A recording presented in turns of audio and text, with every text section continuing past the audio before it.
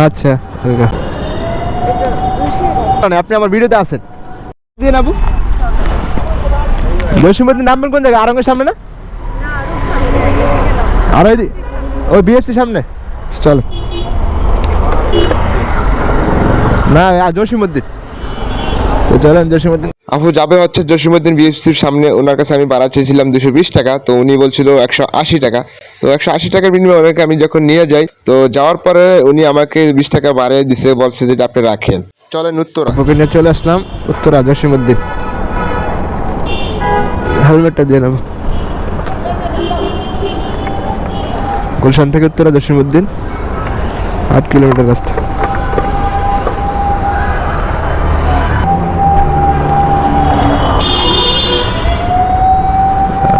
চলে আসলাম